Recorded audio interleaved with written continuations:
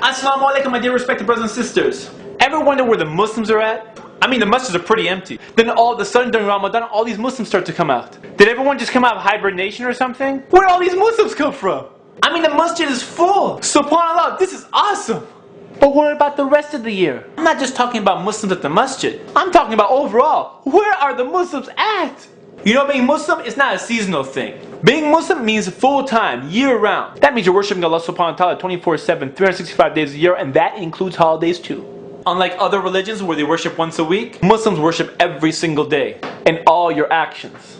Worship? You mean you guys pray all day? No, silly man. Worship means you base all your actions on Islam. From the way you drink, eat, sleep, talk, work, even the way you work, even the way we work. Everything has to be based on what Islam says. You can't lie, cheat, steal, sell alcohol, make pork sandwiches, deal with interest, come home, miss all your salats, and decide, hey, I want to make up all my salats, everything's going to be okay. No, it is not okay. Who are you kidding, bro? Who are you kidding? All your actions are being recorded and you'll have to answer to Allah subhanahu wa ta'ala one day. It's like the guy who charges up his credit card and thinks that all the merchandise in his bag is free.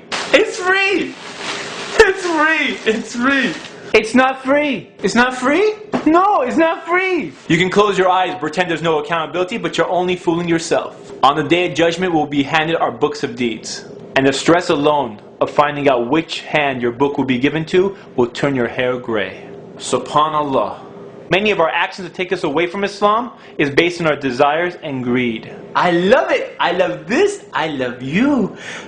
I want this! I want that! I want it all! I want it all! Why screw up your credit with Allah subhanahu wa ta'ala? It's okay! I'll ask for forgiveness when I get older, man! Get older? What? Who guaranteed you tomorrow? Huh? I don't know. Nobody, I guess? We tend to forget that our death date is already set. And whoever thinks that they're going to die when they get old needs to go to a graveyard. Walk past the graves and you'll see the ages of the tombstones. From babies to infants to toddlers to children to adults to elders.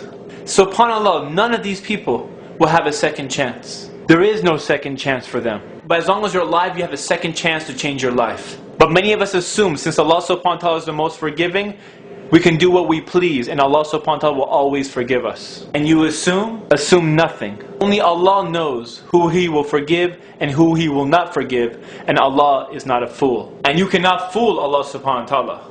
Let me tell you right now, paradise is expensive. There is no free ticket to Jannah, bro. No one is dying for your sins and everyone's accountable for their own actions. So please don't limit yourself for being another Ramadan Muslim. Take the opportunity during Ramadan to strengthen yourself when shaitan's chained up.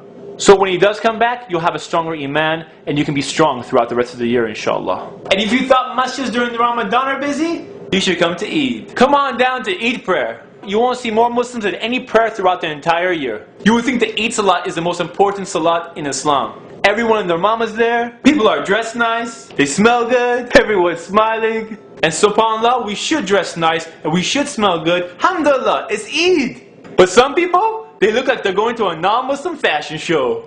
You know what I'm saying? Astaghfirullah, bro. I know what you're saying. I know what you're saying. I mean, the only thing missing is the model runway. And some other people, they think this is a hookup party. Did some of the hijabs evaporate right after the salat? Let's just say some people are not dressed Islamically. I call it the not so halal meat market. And what's up with the guys that bump their music and skid out of the masjid parking lot? I don't think anyone here cares too much about 50 Cent's new album. You got the wrong crowd, bro. And after all of this, Eid Salat's only a sunnah. And the way people treat it, you would think it's the most important prayer. It's a sunnah. What about the fard prayers? The ones we're supposed to pray every day? Oh yeah, those ones. Yeah! SubhanAllah. What are we doing? Don't get me wrong. There's people that pray 5 times a day. Then there's people that pray just during Ramadan. Ramadan Muslims. And unfortunately, there's people that only pray once a year during Eid. And then there's people that don't pray at all. I mean, how can we complain about the situation of the Ummah if we disconnect ourselves from Allah subhanahu wa ta'ala? If you lose Allah subhanahu wa ta'ala, you lose everything. Nothing in this life is worth Jahannam. Nothing. Nothing. So let's not be Muslims part-time. Let's be Muslims full-time, inshallah. May Allah forgive us and increase our iman. And I speak to myself before I speak to those who are watching. Jazakallah khair. This is Ali reminding you just in case you forgot.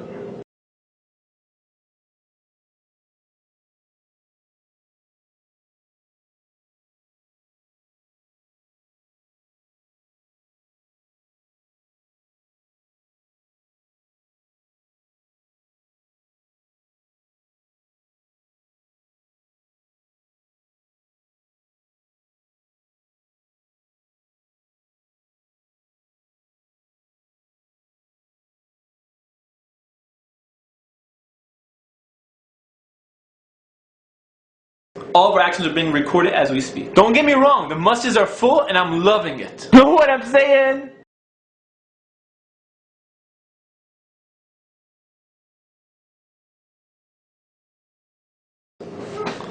Eid Muslims.